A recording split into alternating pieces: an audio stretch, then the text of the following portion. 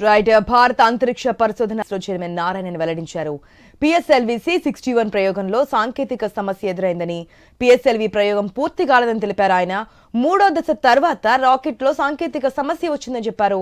ప్రవేశపెట్టిన మార్గంలో కాకుండా రాకెట్ తప్పుదారిలో ప్రయాణించినట్లుగా పేర్కొన్నారు. విశ్లేషణ తర్వాత పూర్తి వివరాలు వెల్లడిస్తామని చెప్పారు ఇస్రో చైర్మన్ నారాయణన్. ఇక PSLV-C61 రాకెట్ ద్వారా భూ పరిశీలనకు చెందిన EOS-09 రీసాట్-1B ఉపగ్రహాన్ని నింగిలోకి పంపారు. దానికి సంబంధించినటువంటి గ్రాఫ్ కూడా మనం చూస్తున్నాం, ఏ విధంగా పంపించడం జరిగింది. ఏదైతే 4 దశల్లో ఈ రాకెట్ ప్రయోగాన్ని అయితే అనుకున్నారు. 2 స్టేజ్ వరకు ఓకే, 3rd స్టేజ్కి వచ్చినప్పటికి ఏదైతే అది మిస్ అయిందో, వెళ్లాల్సిన రూట్ కాకుండా వేరే రూట్లో వెళ్తుందని గ్రహించారు. సో ఇది ఫెయిల్ అయింది అనేది తెలుస్తోంది. దానికి గల కారణాలు ఏంటి మనకు గజిబిజిగా కనిపిస్తోంది క్లియర్ కట్. అంటే వెళ్లాల్సిన రూట్ కాకుండా ఒక్కసారిగా ఆ రూట్ అనేది పక్కన నుంచి వెళ్ళినటువంటి సిచ్యువేషన్ రాకెట్.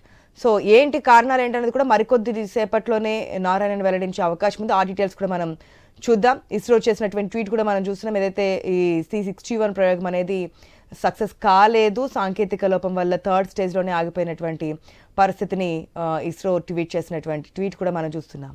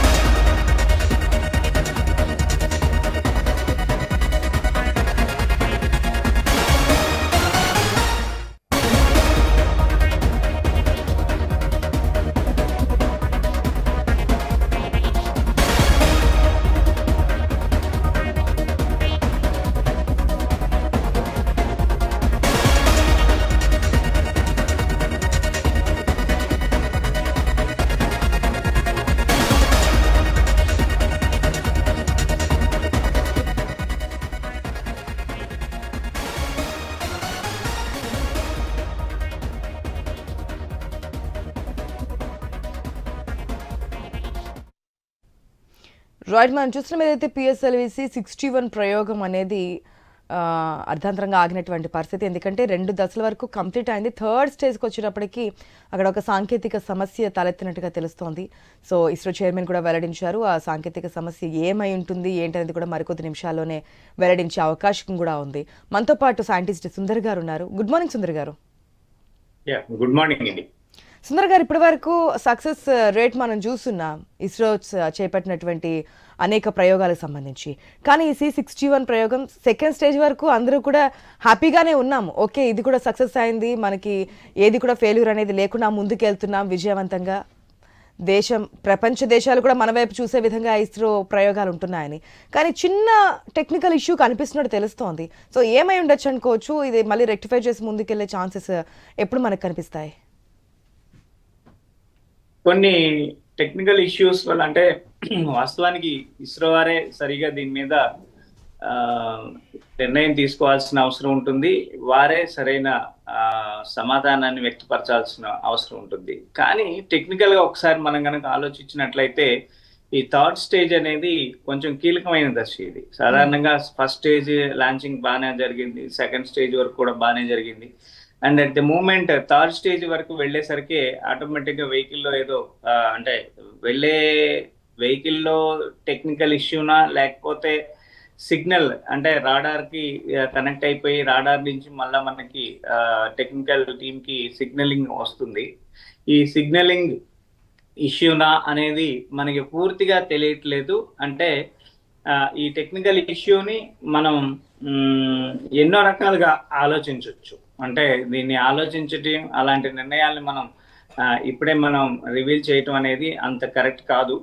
సో కాబట్టి కొంచెం వేచి ఉంటే వాళ్ళకి టెక్నికల్ ఇష్యూ, అంటే లాంచింగ్ వెహికల్ అయింది రీసెంట్ గా, అంటే వెళ్ళిన కొన్ని నిమిషాల్లోనే వాళ్ళు ఏదైనా దాన్ని ట్రేస్ చేయగలిగినట్లయితే ఖచ్చితంగా దాన్ని మళ్ళా రీషెడ్యూల్ చేసుకొని మళ్ళా ప్రోగ్రామింగ్ ని అప్డేట్ చేసే అవకాశాలు అయితే ఉన్నాయి. సో దానికోసం మనం ఇప్పుడు వెయిట్ చేసే పరిస్థితి జరుగుతూ ఉంది. ఇలాంటి ఫెయిల్యూర్ సంకేతం అనేది చాలా అరుదుగా జరుగుతుంది. ఇది ఆ, ఇది చాలా బాధాకరమైన పరిస్థితి అనేది మనకి తెలుస్తా ఉంది. సుందర్ గారు, అసలు ఈ స్టేజెస్ ఏంటి అంటే సాధారణంగా మనకి ఈ 4 స్టేజెస్లో ఈ C61 అనేది పెట్టారు కదా. ఈ ప్రయోగం అనేది 4 దశల్లో పూర్తి కావాల్సింది. 2 దశలు కంప్లీట్ అయ్యాయి, 3rd స్టేజ్లో కదా మనకు వచ్చింది. అసలు ఈ స్టేజెస్ ఎట్లాగా అంటే ఏ స్టేజ్లో ఏ విధంగా ఉండే ఛాన్సెస్ ఉంటాయి? శాటిలైట్ పేలోడ్ కెపాసిటీని బట్టి, భూమి యొక్క ఆకర్షణ శక్తిని బట్టి మనకి శాటిలైట్ డిజైనింగ్ జరుగుతుందండి. ప్రస్తుతానికి ఈ వెహికల్ కి వచ్చేసరికి ఫస్ట్ స్టేజ్ లో అంటే వాస్తవంగా పిఎస్ఎల్వి ఈ సి బ్యాండ్ లో ఇది కొంచెం పవర్ దీన్నే అని చెప్పాలి. వెహికల్ అయితే ఖచ్చితంగా చాలా పవర్ఫుల్ వెహికల్.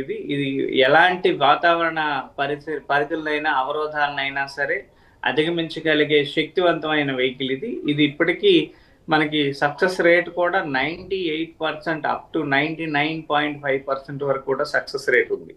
అంటే ప్రీవియస్ లో మనకి ఇప్పటి వరకు ఫెయిల్యూర్స్ తీసుకున్నట్లయితే కంప్లీట్లీ ఈ 101 అంటే 61, 63 లాంచ్ వెహికల్స్ ని మనం లాంచ్ చేసుకోవడం జరిగింది. 633 వెహికల్స్ లో కూడా ఒక 2 వెహికల్స్ మాత్రమే ఇప్పటి వరకు మనకి ఏదో ఫెయిల్యూర్స్ ఇది అవుతుంది. అది ఆన్ గ్రౌండ్ మీద కనుక ఆ ఫెయిల్యూర్ ని మనం రికార్డ్ తెలుసుకోగలిగినా కానీ ఆన్ గ్రౌండ్ మీదే లాంచింగ్ అనేది పోస్ట్ పోన్ చేసేసి మళ్ళా కొద్ది రోజుల సమయంలో ఆ టెక్నికల్ ఇష్యూని క్లియర్ చేసుకొని మళ్ళా వెహికల్ ని డేట్ పోస్ట్ పోన్ చేసినా కానీ వెహికల్ మళ్ళీ రీలాంచ్ చేయడం జరుగుతుంది. ఇట్లాంటివి 1-2 సందర్భాలు గతంలో మనకి ఎదురైనప్పటికీ కూడా అక్కడ కూడా మనం సక్సెస్ ని మనం తీసుకున్నాము. సో ఈ 1 or 2 ఇష్యూస్ మాత్రమే ఫెయిల్యూర్స్ ఉన్నాయి.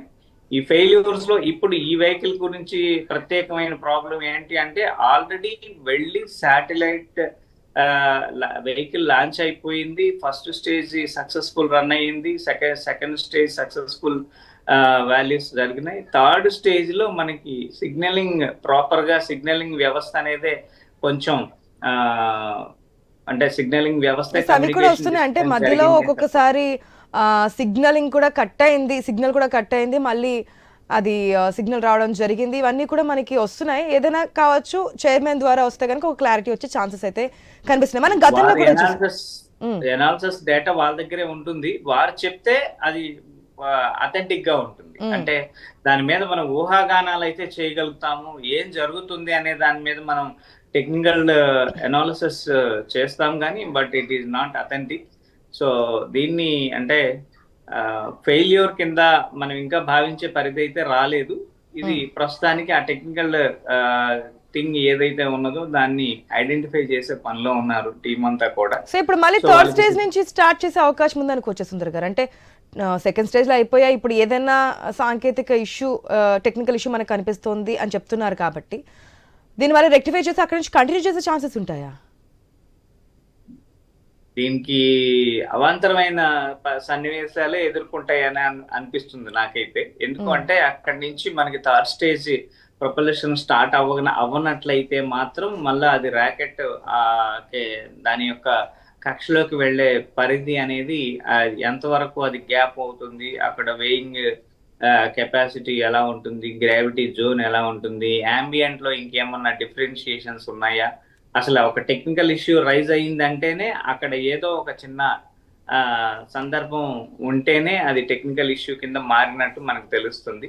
సో కాబట్టి అది కొంచెం ఆ దశని మనం ఆలోచించాలి. క్లియర్ డేటా ఖచ్చితంగా రావాల్సింది.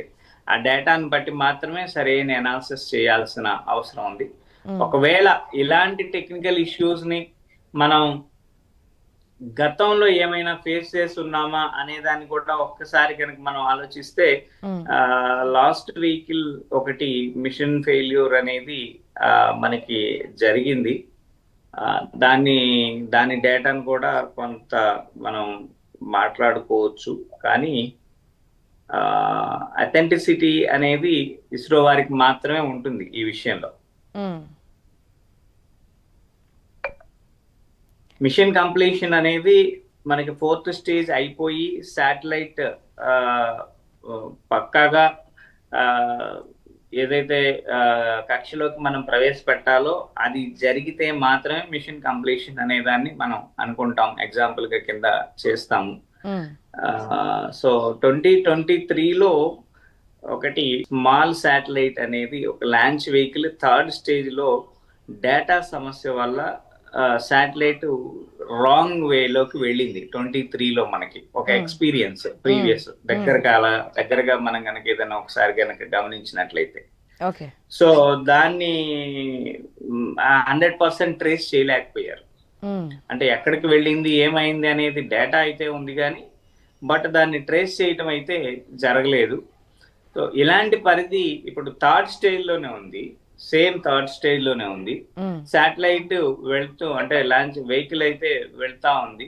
ఆ వెహికల్ వేరే కక్షలోకి వెళ్ళే ప్రభావం అంటే అక్కడ ఒకవేళ third stage to fourth stage కూడా వెళ్ళినట్లయితే, లేకపోతే కంటిన్యూ ఆపరేటింగ్ జరుగుతూ రాడార్ మనకి ఇది లేకుండా సిగ్నలింగ్ లేకుండా మాత్రమే కనుక జరిగినట్లయితే మిషన్ అయితే సక్సెస్ఫుల్ గా కంప్లీట్ అవుతుంది, నో డౌట్ ఎట్ ఆల్. ఎలాగా సిగ్నలింగ్ ఒకటే ప్రాబ్లం, రిమైనింగ్ ప్రాసెస్ అంతా కూడా technical as per technical data మీద బేస్ అయ్యి వెళుతుంది వెహికల్.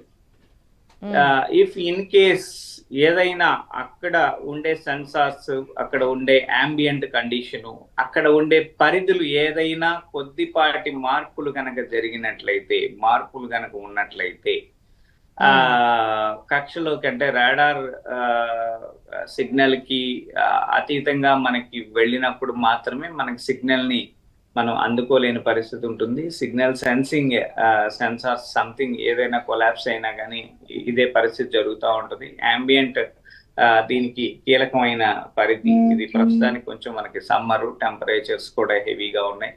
సో వాతావరణ ప్రతికూల పరిస్థితులు ఏదైనా మనకి అక్కడ గమనించి ఉన్నట్లయితే దీన్ని దాని అర్థం అది ఎలా వెళుతుంది అనే దాన్ని కూడా మనం పూర్తిగా చెప్పలేని పరిధే ఉంది ఇప్పుడు. అంటే wait for the analysis report, అది క్లియర్ గా గ్రౌండ్ రిపోర్ట్ కనుక వస్తే ఖచ్చితంగా దాని నుంచి ఇంకో కొంచెం తీవ్రమైన పరిణామాలను కూడా మనం తీసుకోవచ్చు. ఇప్పుడు చంద్రయాన్ 2 కూడా మనం ఫెయిల్యూర్ లో తీసుకున్నట్లయితే అక్కడికి వెళ్ళిన తర్వాత లాంచ్ వెహికల్ పక్కాగా కక్షలోకి వెళ్ళింది. అక్కడ రోవర్ అక్కడ ఉండే కమ్యూనికేషన్ వ్యవస్థ డీప్ లాంచింగ్, అది ఏదైతే స్మూత్ లాంచ్ జరగాలో ఆ స్మూత్ లాంచ్ జరిగే సమయంలో మాత్రమే చిన్న ఇష్యూ వల్ల హార్డ్ లాంచింగ్ అంటే స్మూత్ లాంచింగ్ జరగకుండా కొంచెం హార్డ్ గా జరిగింది. అది హార్డ్ గా జరిగింది అనే దానికన్నా అక్కడ ambient, అక్కడ ఉన్న డిఫరెన్షియేషన్ ప్రాబ్లమ్స్ ఇంకా చాలా కీలకంగా తలెత్తాయి. ఆ డేటా కూడా కొంత అవైలబుల్ అవ్వటం వల్ల ఒక ఫెయిల్యూర్ ఇంకొక సక్సెస్ కి మూల కారణం అయింది. అది అదే విధంగా మన వాళ్ళలాగా అంటే మన ఇస్రో వారు సాధించినంత ఆ ప్రగతిని ఇంక వేరే దేశాల వాళ్ళు ఎవరు కూడా ఆ విధంగా చేయలేకపోయారు అనేది చెప్పొచ్చు. అంటే ఇలాంటి ఫెయిల్యూర్స్ మనకి లాగానే రష్యా వాళ్ళకి జరిగింది, అమెరికా వాళ్ళకి జరిగింది, ఎన్నో డేటా ఫెయిల్యూర్స్ ఉన్నాయి. ఆ ఫెయిల్యూర్స్ దాంట్లో నుంచి వాళ్ళు మళ్ళీ డేటా రికవరీ ప్లానింగ్ 100% వాళ్ళు కూడా అచీవ్ చేయలేకపోయారు. కానీ మన ఇస్రో టీం ఈ విషయంలో చాలా నిగూఢతతోటి చాలా క్లిష్టతరమైన అంశాలని ఏదైతే అక్కడ టెక్నికల్ ఇష్యూస్ ఉన్నాయో, ఇన్కన్వీనియంట్ టెక్నికల్ ఇష్యూస్ ఉన్నాయో వాటన్నిటిని కూడా మళ్ళీ వీళ్ళు సాల్వ్ చేసుకొని మిషన్ ని కంప్లీట్ చేయడం జరిగింది. సో అలాంటి ఎగ్జాంపుల్స్ మనకు కొన్ని ఉన్నాయి ప్రీవియస్ లో. సో కానీ ఇది చంద్రయాన్ 2 చెప్పుకోవచ్చు, ఎందుకంటే చంద్రయాన్ 3 సక్సెస్ అవ్వడానికి అంతకు మించి అనే విధంగా చంద్రయాన్ 3 అనేది వచ్చింది. కాకపోతే ఇక్కడ రెండు డౌట్స్ రేజ్ అయ్యాయి సుందర్ గారు మనం మాట్లాడిన దాన్ని బట్టి. ఇప్పుడు టెక్నికల్ ఇష్యూ వల్ల కక్షలో కాకుండా కక్ష దాటి వెళ్తుంది, మనం ఏదైతే రూట్ అనుకున్నామో ఆ కక్షలో కాకుండా కక్షను దాటి వెళ్తుంది అనేది మనకు క్లియర్ కట్ గా తెలుస్తుంది. ఒకవేళ అదే సిగ్నలింగ్ వ్యవస్థ లోపం అనుకుంటే గనక మళ్ళీ అది కక్షలోకి గనక వచ్చే ప్రయత్నం చేస్తే జరిగితే గనక అది సక్సెస్ఫుల్ అయినట్టే కనిపిస్తోంది. ఒకవేళ అట్లా కాకుండా అది రూట్ ఎట్లా ఉందో మనకు అర్థం కాకుండా వెళ్తున్నప్పుడైతే దానివల్ల ఏదైనా ప్రాబ్లం వచ్చే ఛాన్సెస్ ఉన్నాయనుకోవచ్చా? ఇది సిగ్నలింగ్ వ్యవస్థలో అంటే ఇది టోటల్ మిషనే 20 minutes ఇది ప్రాసెస్. మనకి టార్గెట్ 600 కిలోమీటర్ అచీవ్మెంట్, 589 కిలోమీటర్లో స్టేషన్ లోకి వెళ్ళిపోతుంది, సోలార్ ఆర్బిటల్ లోకి వెళ్ళిపోతుంది అది. సో సోలార్ ఆర్బిటర్ లోకి ఒకసారి జాయిన్ అయిన తర్వాత ఇంక మళ్ళా మిషన్ కంప్లీషన్ అనేది చెప్పాలి. ఇక ఆ తర్వాత అక్కడ ఉండే ఇన్నర్ శాటిలైట్స్ అన్ని కూడా కక్షలోకి ప్రవేశం చేస్తాయి. ప్రవేశం చేసిన తర్వాత టాస్క్ సక్సెస్ఫుల్ అవుతుంది.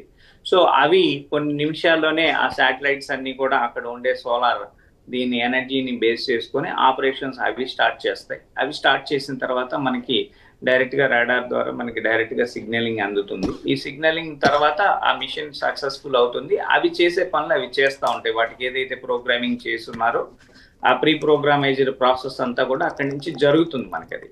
సో ఇది ఇంతవరకు కూడా ఓపెన్ క్లియర్ అన్నమాట.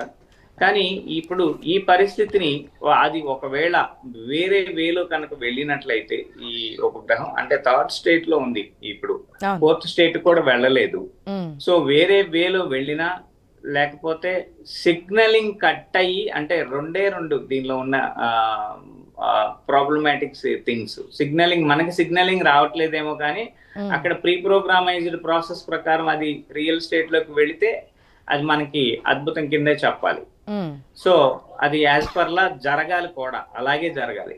కానీ అలా జరగకుండా ఒకవేళ మిషన్ కంప్లీషన్ అవ్వలేదు, సో ఆ మిషన్ ఎటు వెళుతా ఉంది, వెహికల్ ఎటు నుంచి ఎటు రూట్ తీసుకుంటా ఉంది అనే అప్డేట్ మనకి ఈ శాటిలైట్ లింక్ ద్వారా అంటే మనకి రాడార్ కనెక్షన్ ద్వారా మాత్రమే మనకి తెలుస్తుంది. ఉమ్, సో ఇప్పుడు ప్రస్తుతానికి ఆ కనెక్షన్ అంటే అంటే అది కంటిన్యూటీ యాక్టివిటీలో లేదు.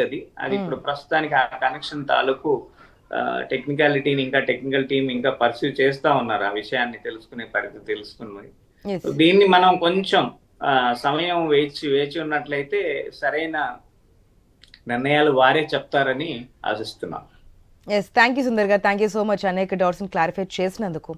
ఎస్, మనం చూస్తున్నాం ఏదైనా కావచ్చు, ఒక ఫెయిల్యూర్ వచ్చినప్పుడు అంతకు మించి సక్సెస్ అనేది మనం ఇస్రోలో చూసాం కూడా. అన్ని దేశాలు ఈ విధంగా చేసినప్పుడు, ప్రయోగాలు చేసినప్పుడు సాధించినటువంటి సక్సెస్ రేట్ కంటే మన ఇస్రో సాధించినటువంటి సక్సెస్ రేట్ ఎక్కువగా ఉంది కూడా. ఒకవేళ ఇది ఫెయిల్యూర్ అయినా దీంట్లో ఏం జరిగింది ఏంటంటే మరికొద్ది నిమిషాల్లోనే మన ముందు పెట్టే ప్రయత్నం కూడా జరుగుతోంది. ఎందుకంటే ఇప్పటికే విశ్లేషణ చేస్తున్నారు ఏం జరిగింది ఏంటి అనే దానికి సంబంధించి. సో మరికొద్ది నిమిషాల్లోనే ఇస్రో చైర్మన్ ఏంటి అసలు సమస్య థర్డ్ స్టేజ్లో ఎందుకు వచ్చింది, ఏ కారణంగా జరిగింది, మళ్ళీ ఇది ఎప్పుడు రీస్టార్ట్ కాబోతోంది, ఇవన్నీ కూడా చెప్పే ప్రయత్నం చేస్తున్నారు. కాబట్టి వెయిట్ చేసి చూద్దాం ఏం జరగబోతుంది అనేది. వన్స్ అగైన్ థ్యాంక్ యూ అండి, thank you so much Sundar గారు.